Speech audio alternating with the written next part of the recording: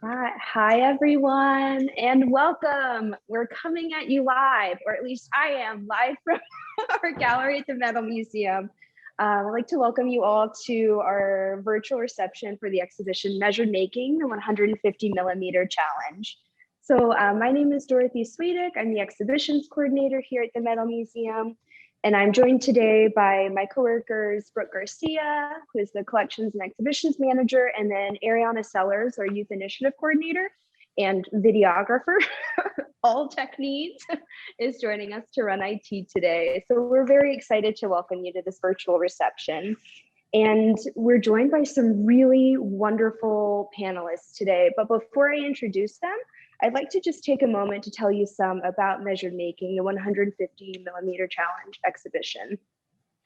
So this exhibition is one that celebrates process, material, and innovation in forged metal. It features a selection of over 150 metal objects chosen from over 400 pieces that were created by amateur and professional blacksmiths from around the world as a part of the viral hashtag 150 millimeter challenge.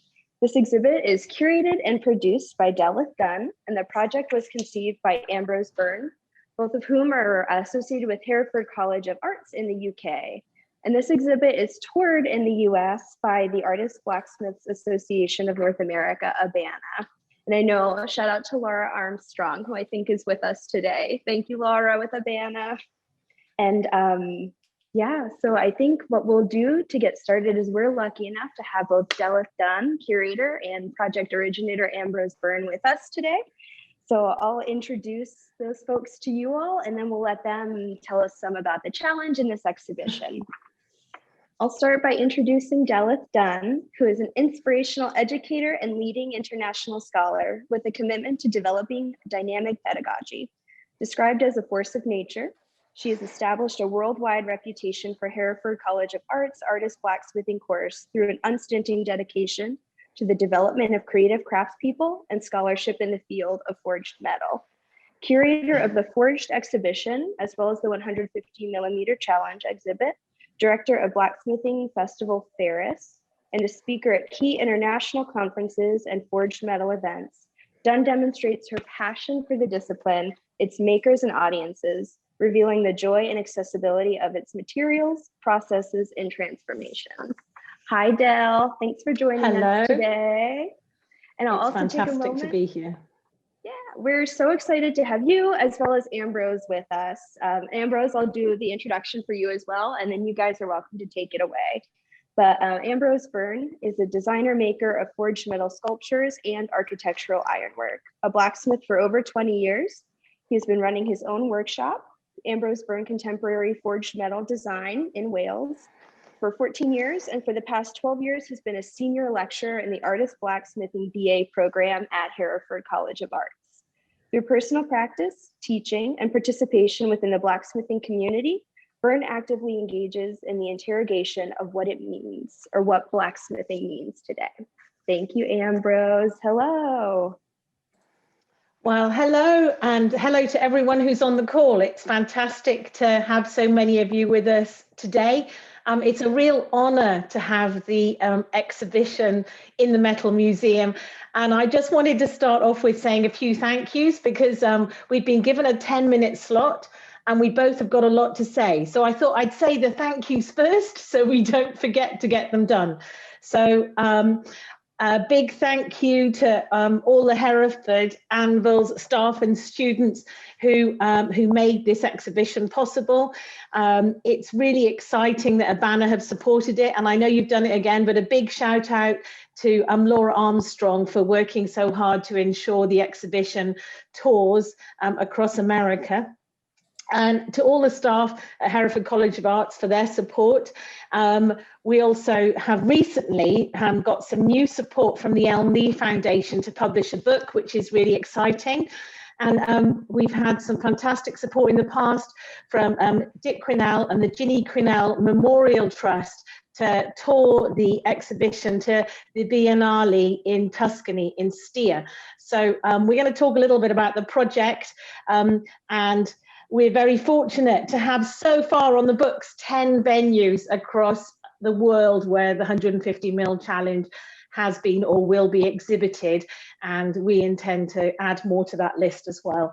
So Ambrose and I work together with an amazing team in Hereford, and Ambrose is going to tell us a little bit about the project as we screen share.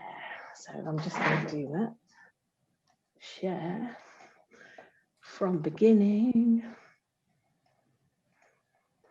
So Ambrose, over to you. Where did it all begin? Okay, yeah, where did it all begin? So, where did it begin? It began when I found myself in my own workshop, standing there. You know, I'd done my apprenticeship, I'd done college, I'd set up a workshop, and I was there, cold, poor, miserable, you know, living the dream, doing what every blacksmith wants. And I was trying to explain to myself what I was doing there. I wasn't just metalworking. I was doing quite a niche within metalwork. I was doing forging. So what am I excited about with forging? And I've never been really great at explaining myself, and I've never been really great at writing, but I can make things. So I thought, can I make an object that explains in very, I don't know, elementary terms maybe, what excites me about this process? And, you know, I was looking to make a little sculpture. I was looking to make something very accessible, ideas-wise, to demonstrate what the forging was, and price point-wise, because blacksmith generally, it's pretty labor-intensive, so that turns into expensive work. Now, I think that's where originally the 150 came from, was I wanted to make something under £150 because it's accessible. It means people can own a bit of it. So it started there. And I tried out a few things, but I was trying to make a small thing, 150. So what's happening here, as you can quite easily see, the top and the bottom, I put back where I found them. And the middle, I stretched down. So that is exactly 150 millimeters tall.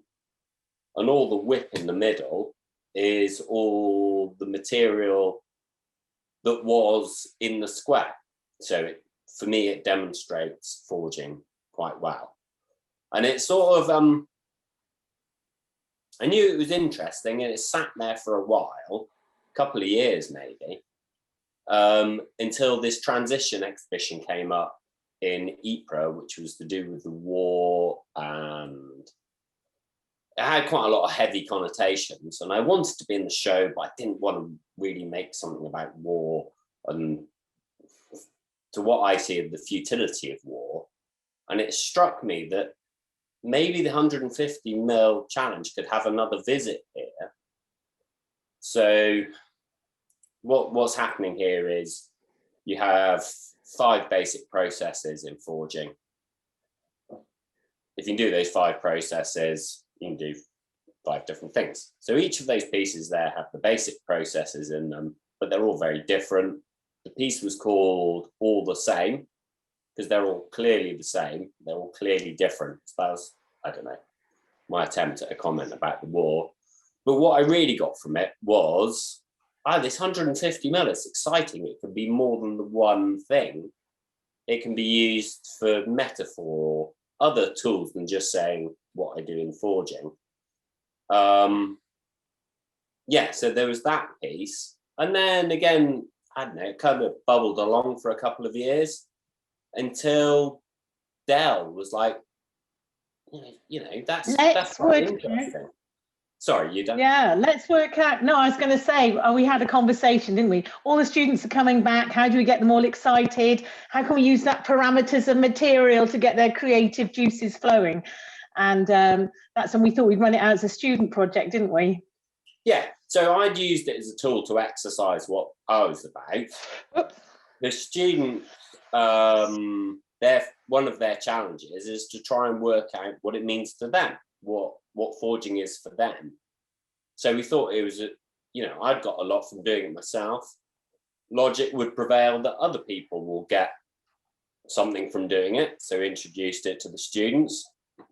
So here we have Matt Mason, who he came to us after being a hairdresser for a number of years. That's in the bottom left. I'm going to run through these. I'm going to run through these quite quickly because I've got my one eye on my time, and Dorothy's going to be holding me to account. So so basically all the students got excited, and it was really, really exciting. And then we encouraged them to post on Instagram, and I'm worse than my teenage daughters, so I did a lot of reposting as well. And I know we've got Peter on the call, so we just want to do a really big shout out for Peter Braspenix from Fireforge, who once we posted on Instagram, this popped up on Instagram, and it was like, this is a great exercise, can I have a go as well? And we were like, wow, this is so cool. Someone from America has picked up this thing. And Ambrose and I were sat in a room and we're like, is this a thing? And then the very next day, other people started joining in as well. So I just really want to acknowledge for Peter Braspenix for sort of like galvanizing the international community along with chronic reposting to get very involved in the challenge. Ambrose and I had many moments sat in the office going, is this a thing? It was. And the joy brilliant. of Instagram. Yeah, and thanks, Peter, for calling us out, because it set us staring at each other to see how this could be stretched or grown, or what direction it would turn into. And we just had this so much fun, like lots of other people across the world and lots of people on this call. We'd wake up in the morning, check out Instagram and see who had done it, who'd played, and who got involved and who posted. And then we had another moment, Ambrose and I in the office, which was like, we knew I was a director of Ferris Festival. We knew we had an exhibition coming in. We were like, wouldn't it be good if we invited people to send in the work? That would be so exciting. And we had no idea whether people would send in the work, but we decided that we send anything in. Well, I had no idea. We worked out that like if a few people sent things in, we'd have a little exhibition, and then if lots of people sent things in, we'd have a bigger exhibition. And it was great fun. I know a lot of people on the call are students as well, because the reception, we're getting really frustrated. Boxes and boxes were arriving, and there was this fascination with stamps from all across the world. And I'm really present to everyone joining in, and also really making the commitment to wrap up their work and send it. We had no idea that it was going to grow in the way that it did. And just thank you so much for people like joining in. It was a joy. Every morning it was like Christmas. Lots and lots of artwork from arriving all across the world, and from professionals and amateurs, which made it very, very exciting. And then we were able to put our first exhibition together at Ferris. And Ambrose, what were some of your highlights from that first exhibition? There were so many. I mean, it was lovely to see so many different versions, so many answers to the question, what does blacksmithing mean to you? And the shock on people's faces when you're like, yeah, absolutely everything in this room is the same. It all came from the same dimension. And people wouldn't believe you. Even people who had some experience of forging were like, oh, I don't know about that. Yeah, it was fantastic. And like those security guards, they'd been on shift for 12 hours, staying up all night, making sure, doing, security guard stuff. And they still stayed on for an extra hour after they were sent home to have a look around the exhibition. You've done something all right when things like that are happening. And the fact that 2 years down the line from that exhibition, it's now on the other side of the world. It's, it blows my mind how it's changed and morphed from that initial, what does this mean, to so many people joining in and contributing. Yeah, I didn't do a thank you before, and I don't want to name any names, but I really got to say thank you to everyone for getting involved, no matter how much you did or didn't. It's great. Thanks. And sending your rock all the way from Chile, because I can see you on the call. And Monica and Benjamin then sort of like started organizing their own 150 mil challenges from across the world. And it was a real joy in terms of the collaboration that it formed. Right now, we're looking at pulling together a book, which is really exciting. I'm very passionate about developing the discourse around contemporary forged metal design. And so I'm absolutely delighted to say we've got essay contributions coming in on the 10th of May from Glenn Adamson, Christina Zutterland and Amy Sampson, because it's a really exciting time in contemporary forged metal design, and there's a real energy across the globe. This project allowed us to really form communities and build communities, and in Hereford we're really proud to be at the forefront of contemporary forged metal design education, along with our colleagues in Steneby and Gothenburg, and then over in Illinois as well. So it's fantastic to be on the call. We've kept to our 10 minutes. A big thank you. We'll obviously be happy to answer questions later on, and we're looking forward to hearing what everyone else has got to say as well. So thank you from me and Ambrose and the Hereford Anvils. I love seeing all the clapping. Yes, we're clapping. Round of applause. Thank you so much. Really nice talking to Del and Ambrose, it's so lovely to have you join us today. I know with the time change from Memphis to the UK, I appreciate you all fitting us in your schedule. It was really wonderful to hear kind of the origin story of what has brought us all together today. And like Del said, if anyone listening has any questions for Del, Ambrose, any of our other amazing panelists, feel free to drop those in the chat throughout today's programming, and we'll kind of circle back on all of those questions at the end. So feel free to use the chat. Okay, so just to kind of introduce the rest of our amazing panelists. So we're really excited to be joined by 6 incredible American artists, blacksmiths, who are going to join us as I tour you all through our galleries and this exhibition. We'll stop along the way to hear from our panelists. So we're joined by Elizabeth Belz, Thomas Boucher, Otto Engel, Lisa Giertsen, Reed Peck-Kriss, Joshua Prince, who are going to share with us a little bit about their work and their approach to the 150 millimeter challenge. And again, any questions from viewers at home, feel free to drop them in the chat. We'll circle back at the end. But without further ado, let's begin our tour. And as we walk this way, you'll catch a glimpse of Ambrose's pieces that are in this touring version of the exhibition, including the piece that kind of started it all. So definitely peep that as you're following me through. We'll start moving to our first stop right over here. This feels very dramatic. Thank you. Come closer. Join me. Awesome. Yeah, so we are at our first stop. Wild ride.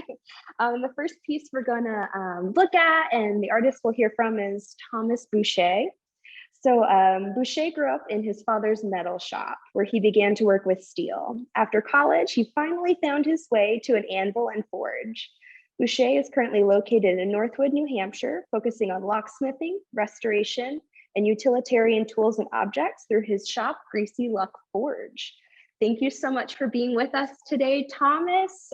We'd love to hear you share a little bit about your piece. Sure. So first, I just want to say thank you to Dorothy and the Metal Museum for this reception, and also thanks to Delyth and Ambrose for opening up the challenge for everybody, because it was a lot of fun. But so yeah, I first learned about the 150 millimeter challenge through John Switzer in his Black Bear Forge YouTube channel. I believe he has a piece in the exhibit as well. So I watched this video and that's where I learned about it, and I kind of looked into it a little bit more to see what it was about. And I really liked the idea of the challenge of it. You know, you just have this little piece and you have to figure out what can you do. And just as like a personal exploration is really challenging to figure out what is it, like I guess Ambrose said, what does it mean to you, I guess. blacksmithing. So of course, me doing locks, I had already been planning to make another crab lock, so I had a whole drawing done out. So I just was able to easily scale it down and kind of take a look and see, is this something I could do?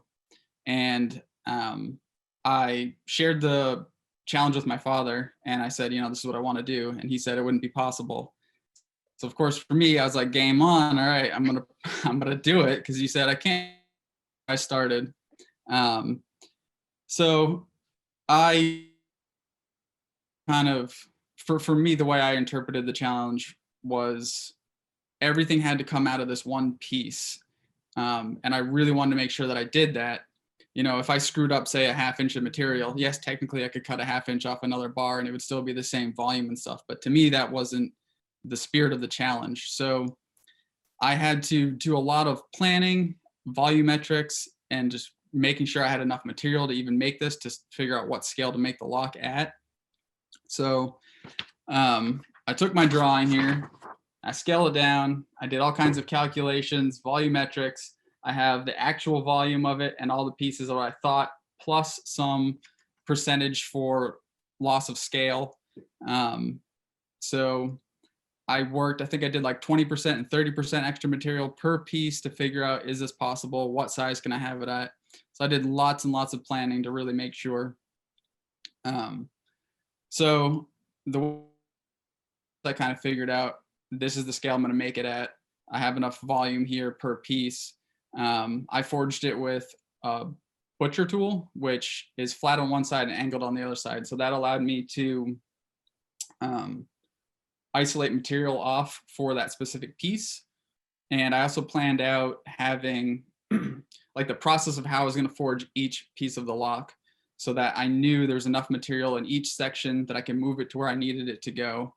So again, lots of planning, lots of volumetrics, isolating, doing preformed forgings, and then finishing them off. Luckily, I screwed up my math just a tiny bit, but I screwed up a piece. I had to remake one piece, but I still had enough material in the bar. So everything still came out of that bar. I refigured my math, recalculated what was left on the bar. So I got everything out of that, and it was a lot of fun working on it. I guess for me, the biggest takeaway from this was the level of planning and volumetrics and everything I did on this was way more than I'd ever done for a project.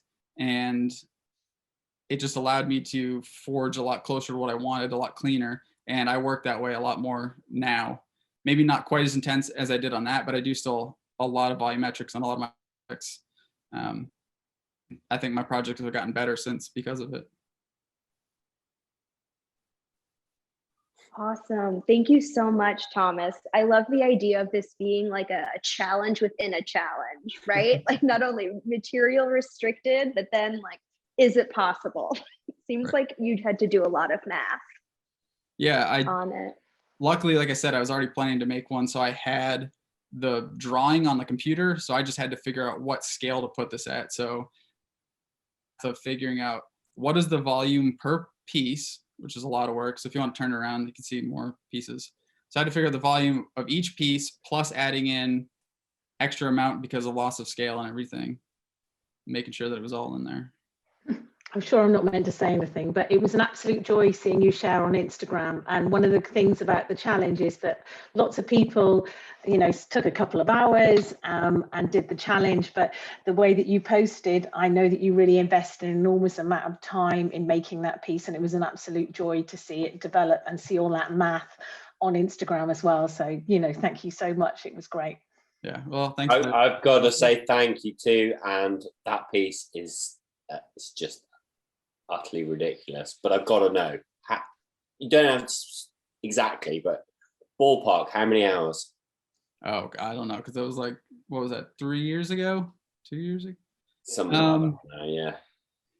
It's really hard to say. I mean, it was on and off because I largely do this as a hobby, kind of gearing towards maybe getting to something, but so it was in my off time. And at the time I had started doing an apprenticeship with a guy learning lock stuff. So I was doing that on top of this. And I don't know, the amount of time in that thing, it's got to be like 20 plus if I had to throw a ballpark. I don't know. Could be more. Fair play. I thought it'd be a lot more. It could be. A great bit of work. Yeah, I think you underestimated. You know, like It's hard to say because it was so long ago, but I mean that's just the forging too, because I definitely had hours and hours of yeah. because I was doing all the math. Not only did I have like, in order to figure the math out, so I had to figure out the volume of a piece, which can be difficult when it's not something easy like a cube. And then once I knew the volume, I then also had to figure out how to forge that piece to get the material where I needed it, to move it where I needed it. And so it was a long process of just planning before I even got to the anvil. But I like working that way, so it was fine. Good. And great question, Ambrose. I was going to ask the same thing myself, because I imagined it would have been so much more than 20 hours. But it's a really incredible piece, and we're so excited to be able to share it with folks that come and see the exhibition at the museum. Oh, thanks. Happy to be part of it. So, and thanks for asking me to be involved with this too. Oh, of course. Thomas, I wanted to make sure there wasn't anything else you wanted to share before we roll on. I don't think so. Just again, thanks to everyone that's been involved with all of this and allowing everybody else to be a part of it. And yeah, it's been fun doing it. But so after the fact, just keeping up with it on Instagram to see where it's been traveling to. Like they said, who else was doing it, and it's just everything about it's been a lot of fun. So I'm happy that I did it. We are as well.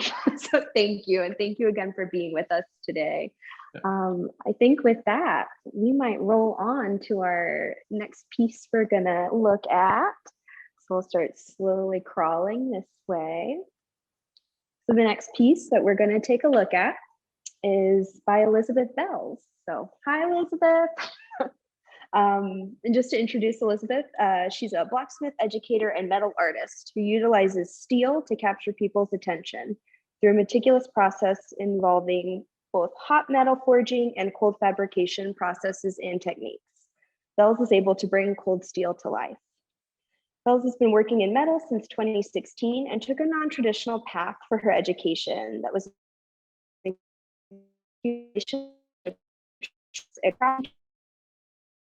blacksmithing apprenticeship in that museum, art residencies, and a creative catalyst fellowship at the John C. Campbell Folk School in Brasstown, North Carolina. Hello, Elizabeth. Thank you so much for being with us today. And I think after that introduction, I'll kind of turn it over to you to tell us a little bit about this piece. Yeah. Can y'all hear me? Okay, perfect. Yeah, so I took the complete opposite route as Thomas. I was super excited though to see a challenge pop up on Instagram. I will say that. Thank you, Delyth and Ambrose. I work mostly in figurative sculpture, and I love the state fair and county fair. So when there's a challenge, you know, even if I'm not getting, or if there's not a ribbon involved, I'm totally all over it. I love being restricted in some way, have to be creative. But yeah, how I approached this is I cut a bunch of bars. This was actually my second piece. And kind of what Delyth said, my first piece was a giant stick bug I made. I just cut it into a bunch of pieces and forged it out as long as I could. And I couldn't mail it. It was too big. It was too expensive to mail. So I cut another bar and picked a picture off the internet and ran with it. And this is what ended up happening. This is a stag beetle. First time I've ever forged anything into like a plate type material and then formed it. Yeah, you can pick it up. So I also, with my work, think that the finish is just as important as the piece. So the body is solid and the legs are all tenoned in on this piece. And I kind of winged it. So I did do a little bit of drawing, kind of not like Thomas did, but I did drawing to cut out pieces. And then I just kind of estimated in my head what I thought it would be like. And there's like a step-by-step on my Instagram if you'd want to go back that far and see it. But yeah, I was bending the legs. One of them broke off. So I did utilize the MIG welder once because the tenon was already underneath the shell and I couldn't go back. So I had to weld them from the bottom. but otherwise, you know, it's all forged, and then I painted it. I painted it, sanded it, patinaed it, clear coated it, waxed it, you know, the whole thing. I love this piece. I use it in a lot of applications I apply for now too, and it's kind of inspired me to do smaller stuff. So I did a lot of like smaller figurative insects after this piece was finished. So yeah, there she is. It was really enjoyed, especially by lots of children at all the openings. You know, they really, really loved it. And it's just reminded me of, you know, like the 150 we've got there is such a small proportion of what people made. And so many people made multiple pieces and only sent one, or, you know, like you say, just discovered it was too big to put in the post because it was a great stick insect. I loved that piece. Yeah. And then, you know, some people that did the challenge again and again, and they keep doing the challenge, but didn't post them in. So, you know, like it's a tiny fraction of what was created that's in the room. But, you know, thank you so much for participating. It's been a real joy having it move along tables across the world. Yeah, and I got to see the whole show in Stia too. And if anyone gets a chance to go to the Metal Museum and check the show out, it's breathtaking. Like, I don't know how else to describe it. So thank you guys. No, thank you. And yeah, it's one thing I think to be kind of trolling the hashtag and seeing everything digitally, but it's definitely a totally different thing to see it all in person and to be able to notice those small things and how like arresting this color is and just like the sea of steel. So we're very excited to have your piece as a part of this and to be able to share this exhibition with our community in Memphis. It's really special for us. Awesome. Okay, so before we keep our program rolling, Elizabeth, was there anything else that you wanted to share? No, that was it. I'm excited to hear from everyone else now, though. Me too. Thank you so much again for joining us today. We'll keep this party going. So we're going to bring you down a few more pieces. This is the rock from Chile that Del mentioned earlier, in case anyone's curious. Yeah, he's on call. He's definitely on call tonight. Awesome. All right, so the next piece we're stopping at is a really kind of unique piece in this exhibition. It is our only suspended piece, or the only piece we're displaying as suspended in this iteration at the Metal Museum. And this work is by Otto Engel. So Engel is 24 and the owner of Innovation Forge, an artist blacksmithing shop in Berthoud. Correct me if I said that incorrectly. In Colorado. Engel is an instructor and manager of the David Norrie Blacksmithing School, also in Colorado. Engel studied blacksmithing at the American College of the Building Arts in Charleston, South Carolina, and at the Hereford College of Arts in the UK. Hello, Otto, and thank you so much for joining us today. We'd love to hear some about your piece in the exhibit and your approach to this challenge. Thank you guys for having me, and thanks Del and Ambrose for making this challenge out there for everybody. First off, my approach to it was definitely based off of my time in Hereford a little bit.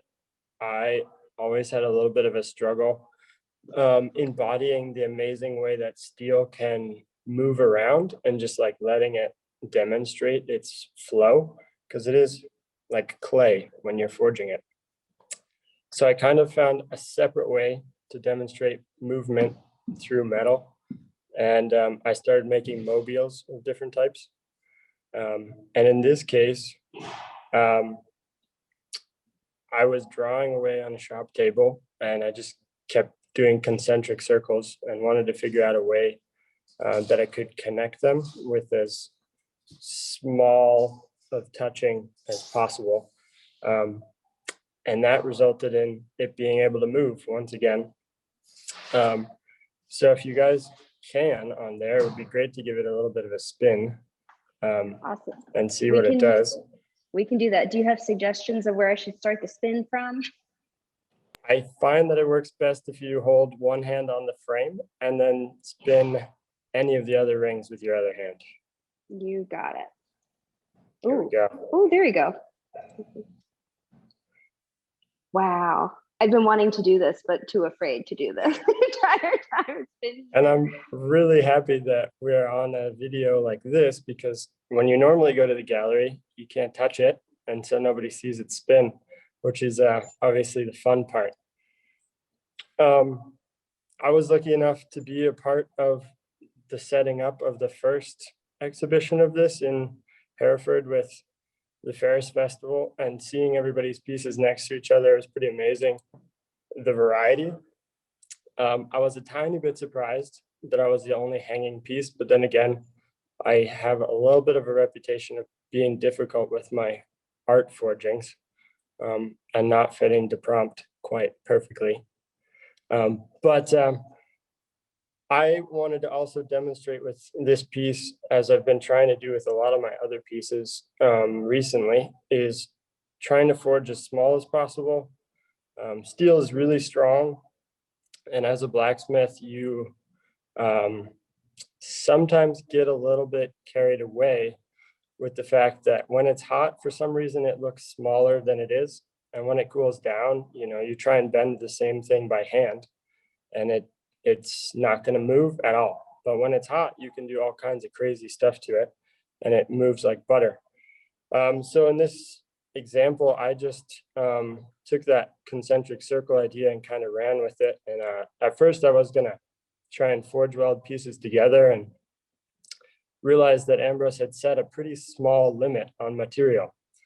And every time you forge weld something, you lose a lot of material.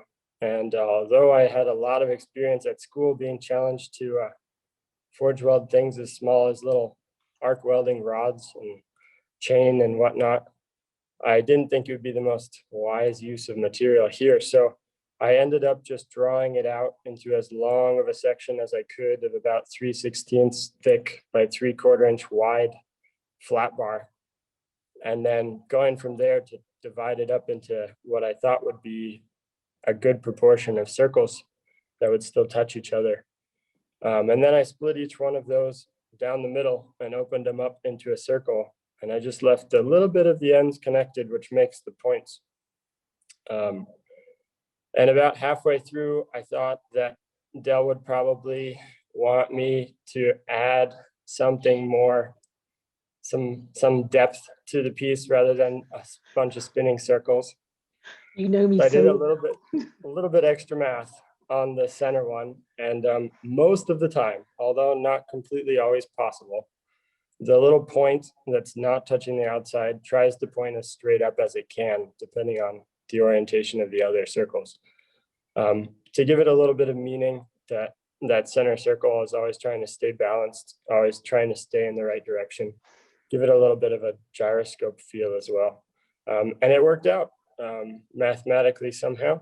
And I did use every single ounce of material remaining. Didn't have quite enough to make a full circle around the outside, but I think that was a better decision anyway. awesome. Thank you, Otto. I love the idea of, as you were working on this, you just heard Del in the back of your head. I love that. I love that. So yeah, really taking into consideration like who Del and Ambrose are and what their intentions were with this challenge. So that was really fun to hear. I just have to add quickly that in the middle of the pandemic, another little parcel arrived on Ambrose and I's desk. It took some while because of the pandemic to arrive, and it's the most outstanding length of chain that Otto made. So we're still having 150 mils arrive. That one's not in the exhibition, but I'm really looking forward to having it in the book. I've held that chain many times in the dark pandemic moments. Is it 2.5 meters? It's a lot.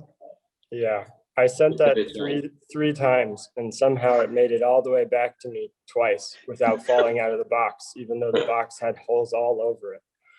So that's the sort of tenacity that it's taken to get some of these pieces across the world. The second time I sent it, I did snip a little section off just in case it did get lost, and I kept it for myself. So you lost about 3 or 4 links, but outrageous. The rest of it is there.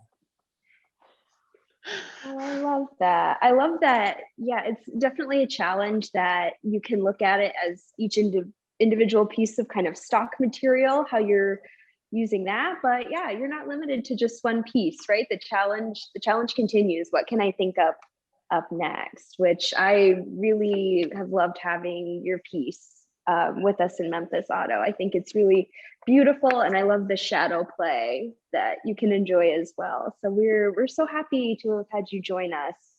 And Thank you I for just want to having me. offer, oh, of course. Is there anything else you would like to share before we roll on? I think that's about it, but it's really interesting to me, having seen them all in person and seeing them again, to just constantly realize that every one of these pieces is the same bar at some point. And there's so many varieties, and they keep coming. So true. It really, you kind of forget when you're in the space with all of the work that it all started the same way. It is very mind-blowing to think about. But thank you so much again for joining us. We'll keep rolling to our next panelist, who, speaking of multiple pieces, this panelist actually has two works in this touring version of the exhibition. So I'd like to introduce Lisa Giertsen, who is behind two pieces, like I said, in the exhibition. Giertsen is an artist-blacksmith from Seattle, Washington, currently pursuing her MFA in metalsmithing and blacksmithing at Southern Illinois University, Carbondale. She's exhibited at local and national blacksmithing conferences, as well as in group exhibitions in Colorado, Tennessee, Maryland, Florida, Oregon, Washington, Texas, Hawaii, and Europe. So everywhere.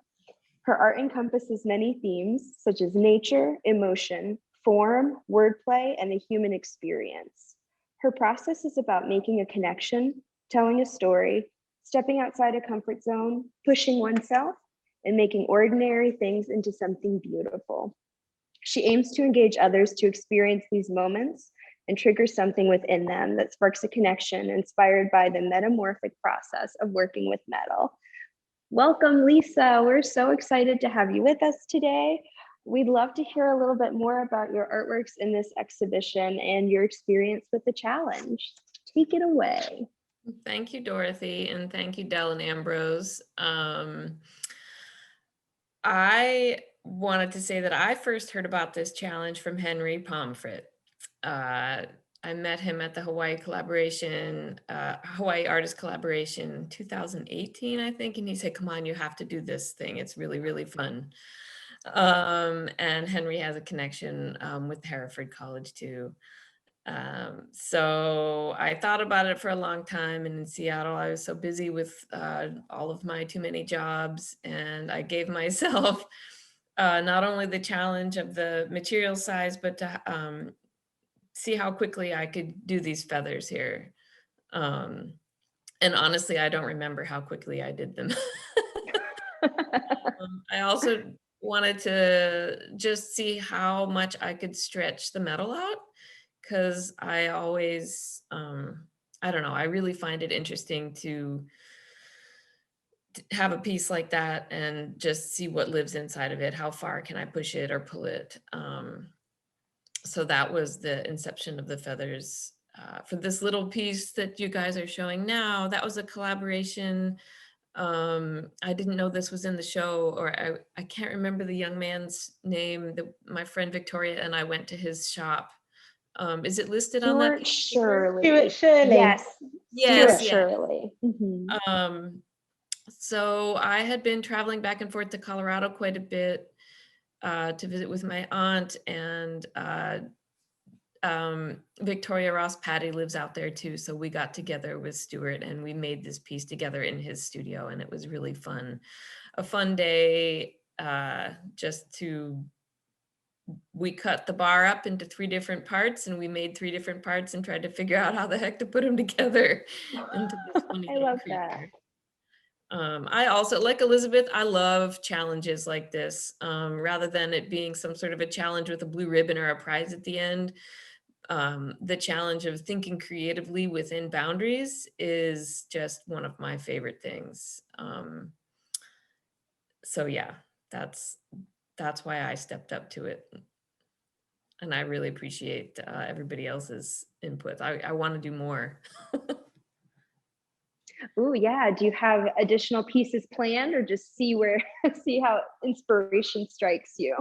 Yeah, I guess I would just see where inspiration strikes. I mean, we sort of had a similar challenge with one of our assignments last semester here at school from Rick, different size material for the challenge. But yeah, I just really think it's fun to see what lives inside the bar.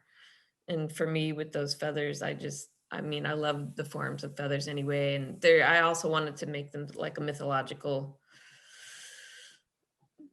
you know, how feathers fall from the sky from some creature that you can't touch. But yeah, I don't know. Talking No, too that's much? all. Talking Oh, not enough? no, this is just what we want, Lisa. You're perfect.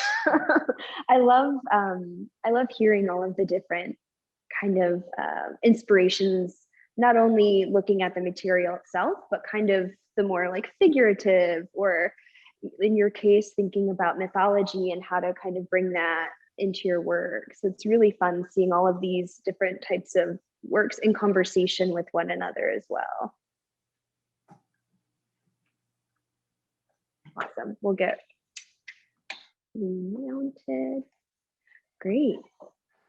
Now, I don't know whether to say something at the end of everyone or not, but thank you so much, Lisa. And you sent a whole bundle of pieces, and you did so much sharing as well. And I'm so excited to see the work you do on your MFA too. Oh, thanks, Del. It's just, it's so much fun. It's great to have support of all the people like you guys. Isn't it amazing? We're such a joined up community across the world. I'm just really present to that. It really is. Definitely. And I think this exhibition, this project concept, this viral movement is really like the testament to that, right? And the blacksmithing community as a whole, how connected it is. You see this big world, but it really feels much smaller than that sometimes. Awesome. Okay, Lisa, anything else you would like to share? Thank you guys for putting it all together. I mean, holy cow. Well, yeah, it keeps on growing. Yeah.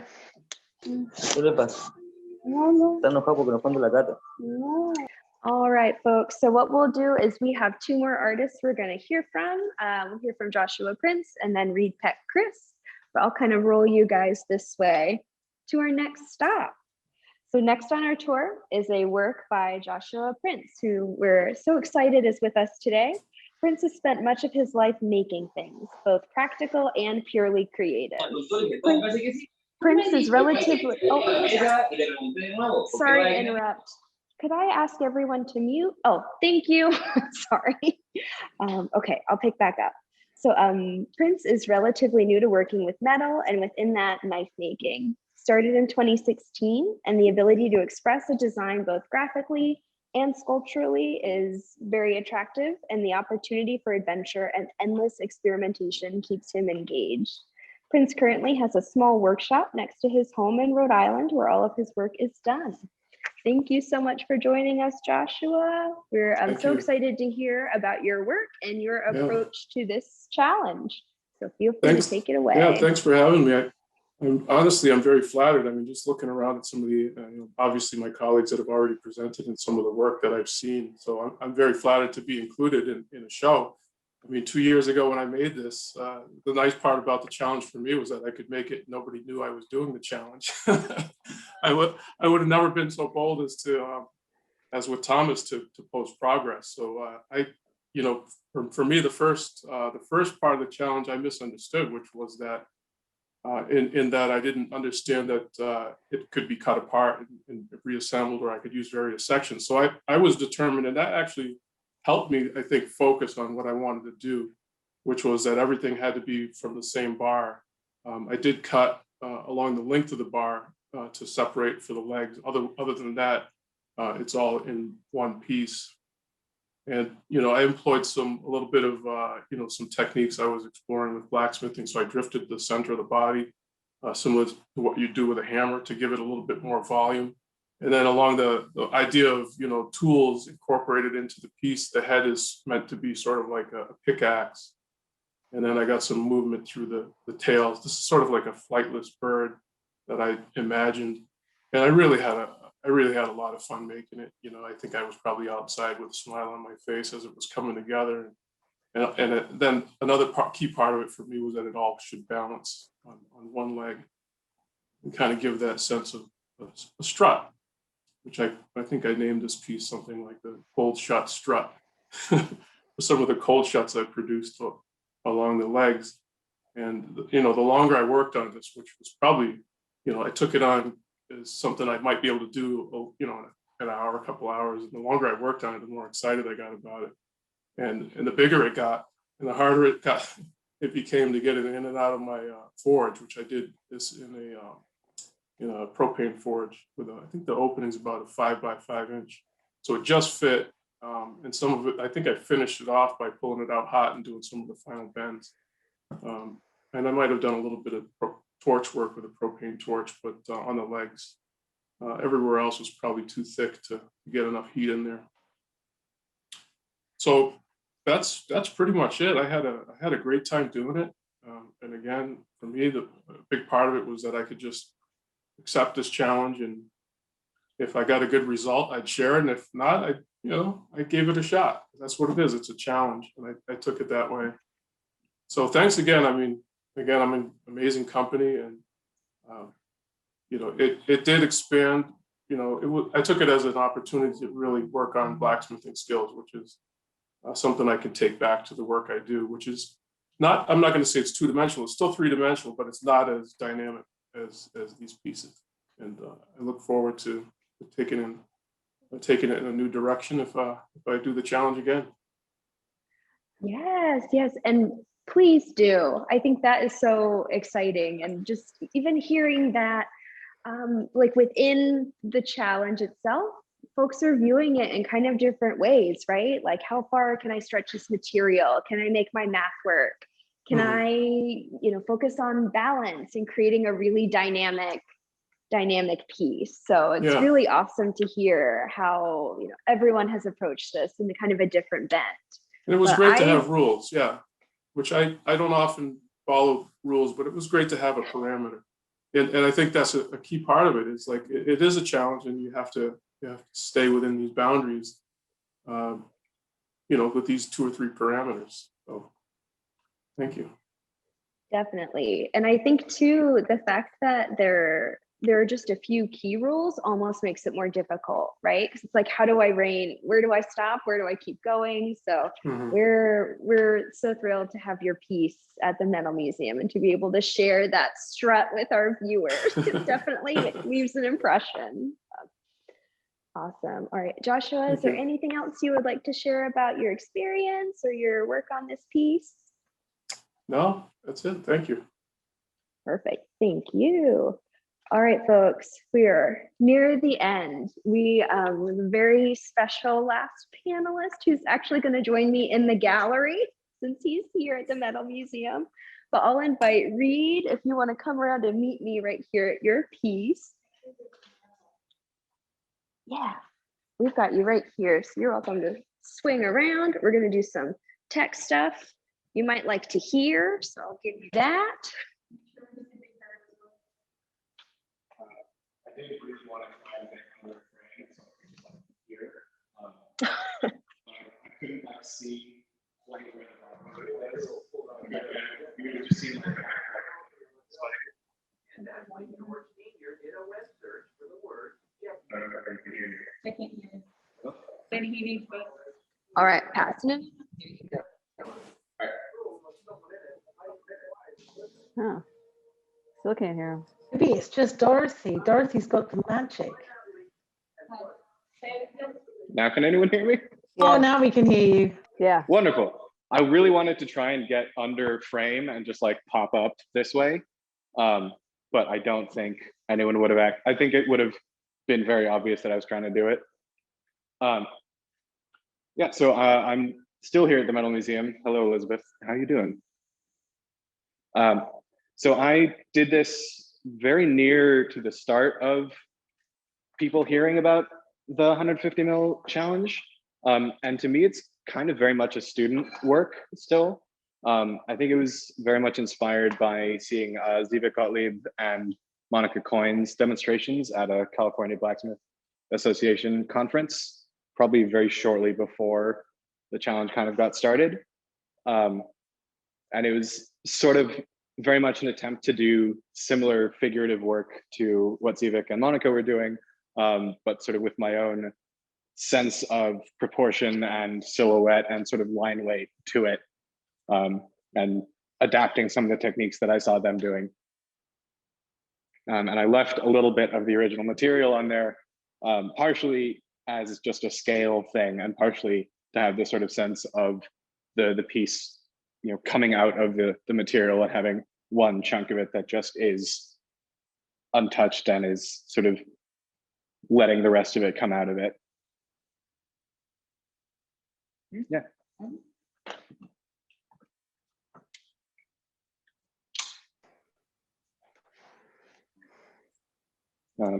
It was a tremendous amount of fun to do, though, and you know, something that I've come back to again a few times as a subject, either human figurative piece or just the sense of things emerging from a larger untouched block. I don't know what else. Yeah, it was a huge amount of fun. I'm very glad that this whole thing got put together and that it inspired so many people to produce such truly outstanding pieces of work. You know, it's a real honor for the museum to have this many really absolutely world-class pieces here at once. It's pretty spectacular. All right, I'm done. I've got to say thank you to everyone for joining in. All right, can you, now that we've transitioned back? Yes, okay, I'm seeing thumbs up, great. Okay. Thank you so much, Reed. I appreciate you swinging by. And it would have been cool if we could have had him just like emerge from below. But no, and just I'll give you guys a little bit of background on Reed as well. So we're so proud to have him here. Reed is largely self-taught blacksmith from Oakland, California. In addition to contemporary and traditional architectural work, his sculptural work focuses on evocative forms and the relationship between objects and a particular moment in time. He seeks to create a sense of continuity between the moment before a piece is observed and its motion afterwards. So thank you again, Reed, wherever you are. So thrilled to have you and everyone else who joined us today. We're so thrilled. And at this point, we've heard from all of our amazing panelists. So let's open the floor up to some questions from our audience. I know you've been sending them in the chat. Feel free to keep them coming as you know, new questions kind of emerge for you. Our Brooke has been monitoring those, so I'll let her kind of parse through that and share them with our panelists. Panelists, feel free to respond as you are inspired. Definitely, you know, this is your chance to be in conversation with each other. So with that, there's someone that I'd like to point out. So on the call, we've got Pete and Shona Johnson from Ratho Byers Forge. They've got an amazing forge in Scotland, and I just really want to acknowledge them for getting their whole workforce involved with the 150 mil challenge. So they took time out of their working schedule and did the challenges for both call outs with their entire staff team and also their dad. So I just think they did an amazing job, and it was a real joy. So yeah, cheers, Pete and Shona. So it looks like we have one question from the audience for Thomas. And it was Tisha who asked it, who said, please confirm, Thomas, is your piece called a crab lock? Like yeah, it's a crab lock. It would be a chest lock, but yeah, they're commonly called crab locks. That style anyways, yeah. Some people call them grab lock, but I am more familiar with it being called a crab lock. So that's either grab with a G or crab with a C.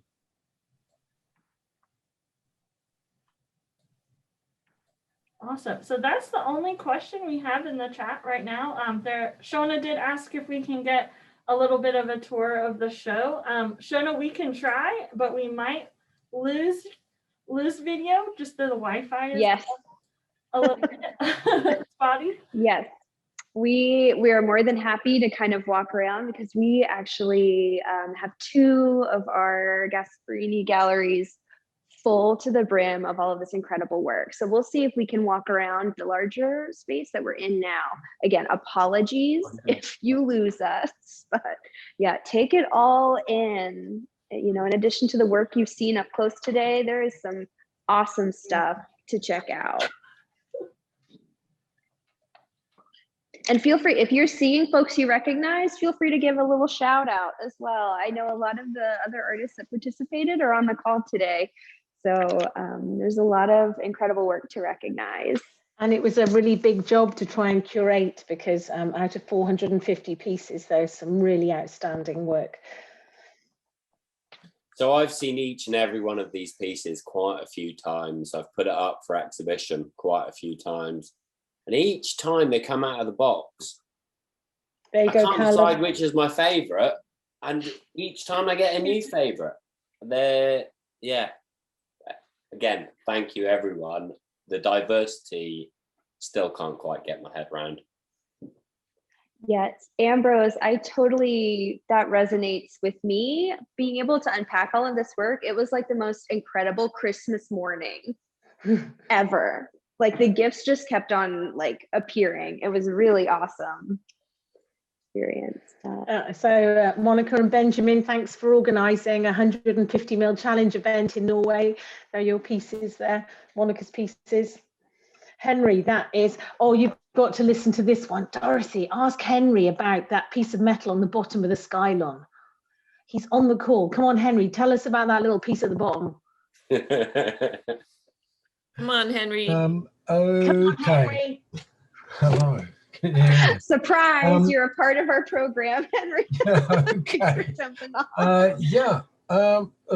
This is a very scaled down version of a much larger sculpture that I've actually made. One that's about for you guys in the States, probably about 11 feet tall. And a bit like Thomas, I sat and did a bit of, perhaps not quite as much as him, but a bit of calculation. And I thought, yeah, I could get something like this out of that 150 mil. And forged, it's actually probably 2 or 3 different sections. So forged out, 2 or 3 lengths of bar, which I cut up and made into the various different elements. And at the end, once I got it together, I had all these tiny little pieces. So I welded them back into 20 mil square. And that's the little block that sits underneath, is all the offcuts welded back together. I love that. Thank you so much, Henry. So this is when you realise, Dorothy, how nerdy people on this call are, in the best way. Oh, we love it. This is an incredible chance for us to, zoom in, give you guys a feel for what it's like to be in this space and be surrounded by all of this work. Yeah, so there's a view from kind of the corner of the gallery. You see we have work on these custom built tables as well as along the walls and shelves. So we actually have a question for Ambrose and Del. If all of the pieces, the over 400 pieces, will be in the book, or if it's just the... So, no, that is a good thing that I'm working on now. And so I'm horribly afraid that I will have spelt 3 names wrong, got 2 countries wrong, and several are lost in the post. But yes, the commitment is that if they arrived and they have your name correct spelt, they are going to be in the book. So yeah, we are making a book with all the pieces that have been submitted. Please forgive me for the occasional spelling mistake. Yeah, and the country, I'm not going to put Instagram tags because people keep changing their Instagram handles, so I know they'll be out of date. And I'm really honoured that Glenn Adamson is writing a piece, Christina Zitterland from Switzerland, and Amy Sampson. Ambrose will have a piece in it, of course, and so will I. So, and all the participants will be receiving one. We had a follow-up question about the book, if it's at the printers yet. I think we have some excitement. It is definitely not at the printers yet. Not quite yet, still a work in progress. On the 10th of May, it's a work in progress.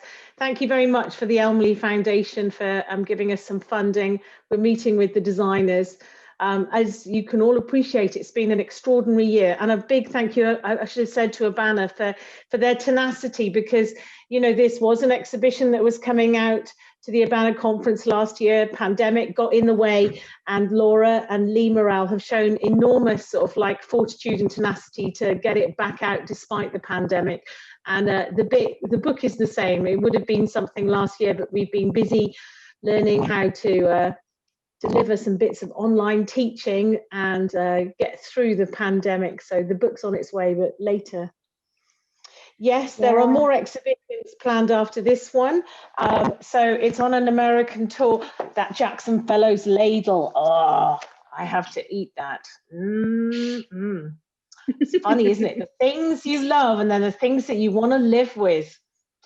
That Jackson Fellows, I want to live with that. Right, so it's going to Johnstown, Pennsylvania, South Dakota School of Mines, the American College of the Building Arts in Charleston, Carolina, and the ABANA conference before it comes back to the UK. And then Ambrose and I have got to do some more planning about where it goes when it comes back to the UK. And I'm sure another invite for people to join in. Max Anderson just returned from Canada from Mystic Forge. Peter's piece there that really got everybody involved in us believing that we could do a thing. Oh my gosh, it's like seeing Friends. I know every single piece. Like Ambrose has said, thank you so much. Ambrose, do you remember how much fun it is that some of them are just like the members of the public really love, and some of them are just really blacksmithy. Yeah, you know, I love the fact that different people enjoy different pieces. Yeah, and I love the way I've heard people talk about it today, that it wasn't just the challenge, that people invented their own challenge, or not invented their own. Everyone who's talked today has talked about how they used it as a tool to stretch what they already knew. And yeah, I found that really exciting, and so happy that so many people have joined in and made this essentially quite small idea into this massive thing. And I totally feel like I got quite a connection with a bunch of people I haven't met before. But it doesn't matter that I've not met them in the flesh. You know, we've met them through a shared way of working.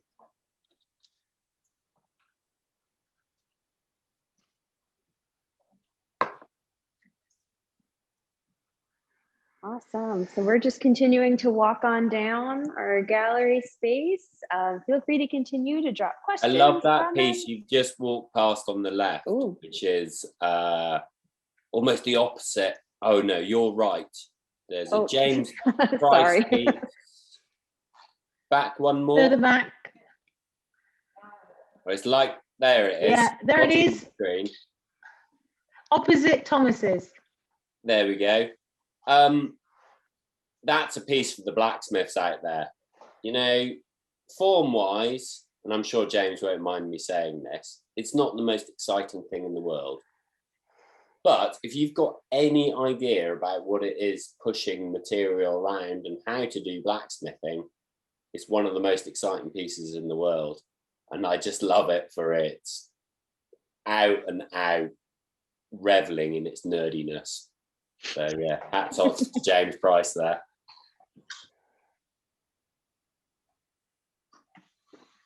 Yeah. Some of the stories are really powerful.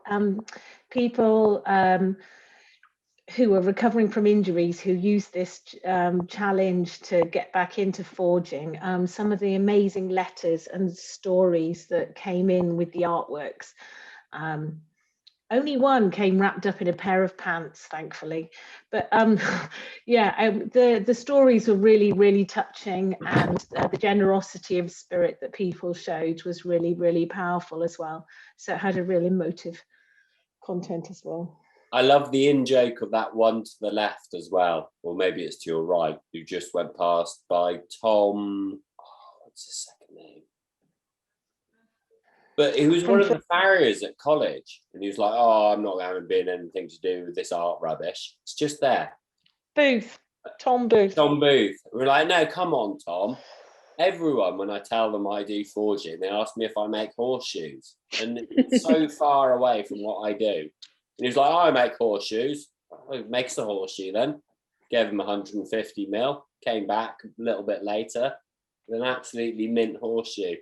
But I love the circular joke that brings to this exhibition.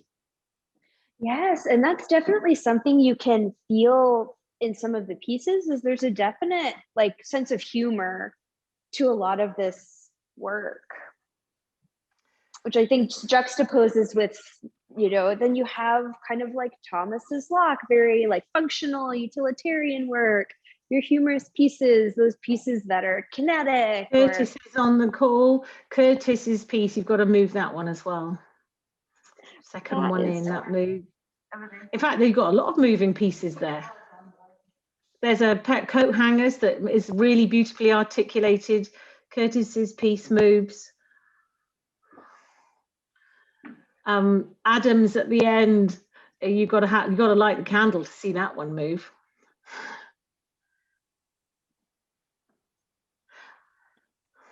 Yeah. And to everyone on the call, I'm just disappointed that we're not then heading out to Gus's to have lots of fried chicken. Sounds delightful. It seems like the most Memphis thing to do. I know, I saw Curtis on the call. Rico, that's one of our current students. Those beautiful birds. Adam's in the corner that works with a candle. Another moving piece. There's an awful lot of maths in that one.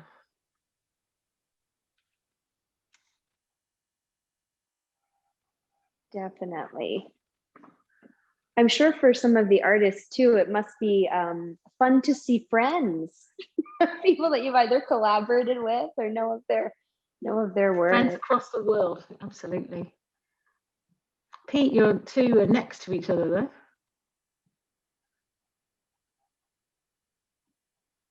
So Pete, sorry to put you on the spot, but that piece there that's just on screen, that one, is that part of the pun, the pen is mightier than the sword?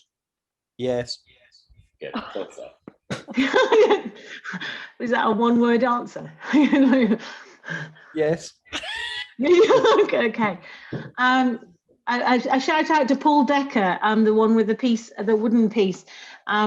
This is Ambrose and I were having a debate about whether it was the first one that arrived or the first one that I remember arriving. I think it's the first one I remember arriving, but it's from Belgium, and it's certainly the first one that we got excited about and took back into the classroom and talked to the students about how it had been forged and made.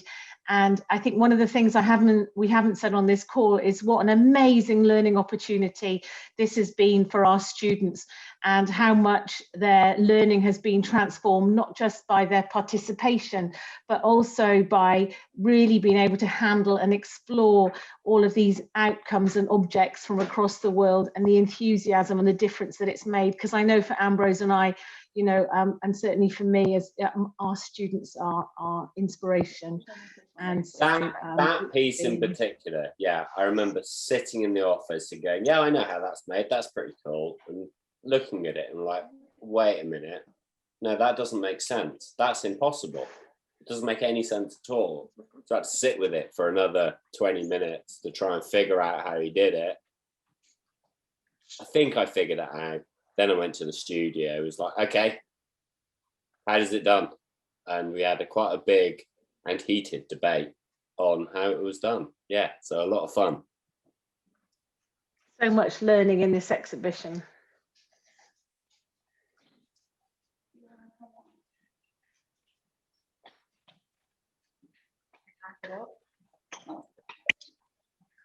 Awesome. All right, folks, we'll do one more. I love this. Another moving piece there for Sean.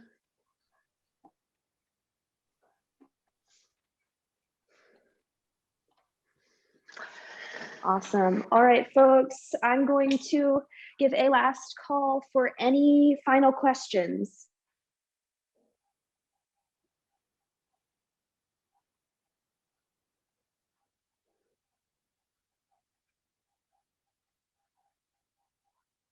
I think Dorothy's But we'll frozen. kind of. It looks like we actually lost Dorothy. Well, I'm gonna go ahead and say if there's not any more questions, thank you to everyone today for joining us. And a big thank you from me and Ambrose again for everyone that participated, that contributed, that made the effort, that, you know, is a real act of faith to send the work forward and to be part of something so much bigger than we are as individuals. It's been an honor for us to work with this project, and thank you for making it happen. Who would have thought it would happen? And it did. So, you know, from everyone in Hereford and for everyone that's contributed. And Ambrose, thank you. And everybody, just a really big thank you. Yeah. Have a great evening. Thank you everyone for joining us today. Let's have fried chicken when we're next all together. Next time, Del, next time. So much. Next time. Good night. Thank you. Bye. Bye, everyone.